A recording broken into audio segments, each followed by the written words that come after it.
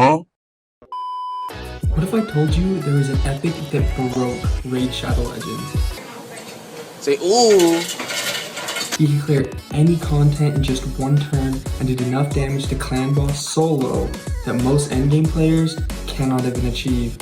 His name is Geomancer. He is an epic attack force affinity champion from the Dwarves faction that was released in patch 4.20 on May 7th, 2021. He was most known for his passive Stone Guard that allowed him to deal massive amounts of damage to bosses by reflecting their damage to them based off of their max HP. As a new epic coming out, he was already a great champion that everybody wanted. If you were to pull this champion, it would change your account and open up so much more content for you. It would carry your team in places like Hydra, Clan Boss, Doom Tower bosses, and even Faction Wars. He was all around just an excellent champion. He was a little squishy, so it was important to kind of build a team that would keep him alive. But this, however, is not when Geomancer almost broke Raid Shadow Legends. On October 5th, 2021, all players woke up to one of Raid Shadow Legends' biggest mistakes. They gave Geomancer an insane buff to his passive. Added more to his passive that made him do unbelievable amounts of damage. What they added to his kit, when deflecting damage, has a 60% chance of dealing additional damage equal to 4% of the target's max HP. This can occur once per enemy attack. If there is multiple champions on the team, this skill will only activate once. But what this led to was him soloing Ultra Nightmare Clan Boss in only a couple of turns. Like you saw at the very first of this video, it took upwards of 4 turns and you were one keying Ultra Nightmare.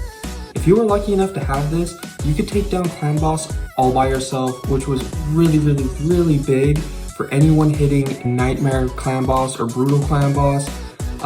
It was able to, bump up that damage and make it so your clan was able to hit Ultra Nightmare. Like, this was game changing for any mid-game player. Sadly though, this update would only last for about 5 hours, so there was only very few people that were, online and playing and were able to abuse this bug. And once Plarium realized what they'd done, of course they knew that this was not supposed to be in the game.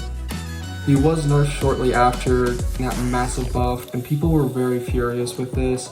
Granted, it was a little too broken to keep in the game. I don't really know what people were expecting, but it was so much fun to abuse. It really was. In just the 1 day span, Geomancer went from getting the biggest buff anyone's ever received in this game to one of the biggest nerfs anyone's ever received in this game, and then also was buffed again that same exact day.